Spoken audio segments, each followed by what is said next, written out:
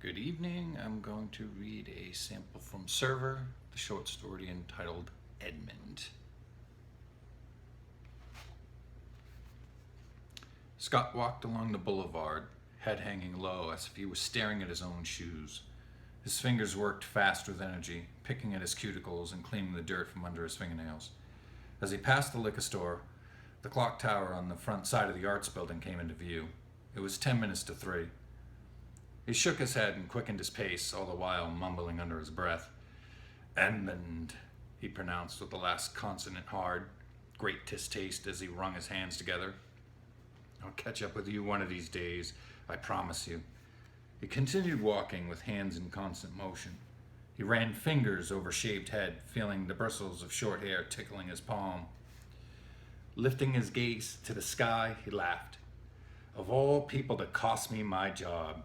He smiled, indeed, through his fit of laughter, which caused him to sway off course. I'll get that man if it's the last thing I do. I just need to talk to her before I look for him. I need to tell her about last night.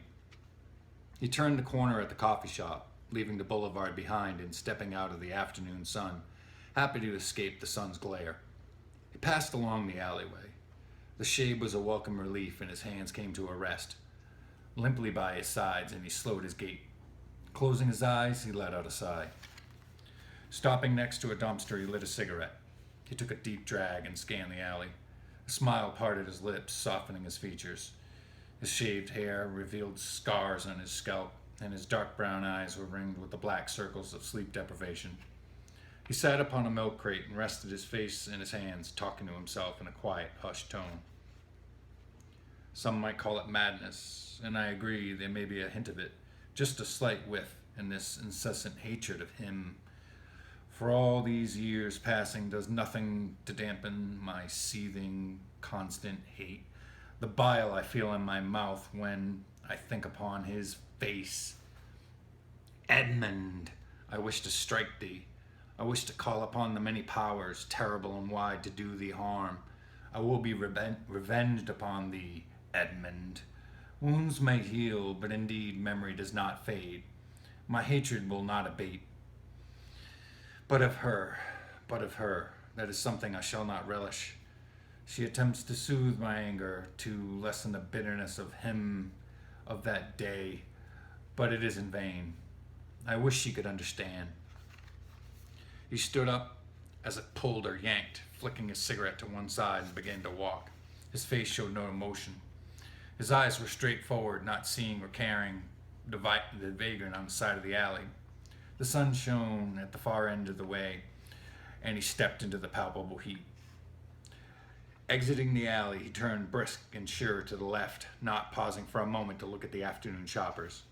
It is what I must do, he muttered, passing the bookstore with the Chinese restaurant in sight. He looked at the clock through the window of the bookstore, 3:05, stylishly late. I love you. I always will. I just want you to know that this isn't about you. This is something I must do. You know how I feel about him.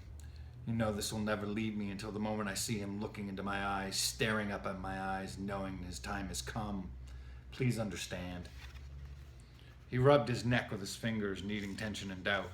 He approached the door with his hands once again, picking at his cuticles. Pulling the door open, Scott stepped into the restaurant.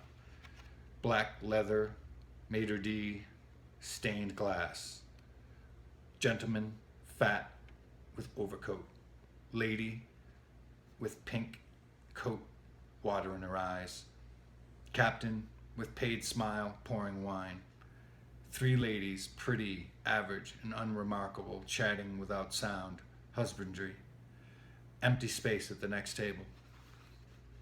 Scott halted next to the fat gentleman holding the great overcoat and screamed, smashing the silent, dumb show of pretty, average, and unremarkable. Edmund!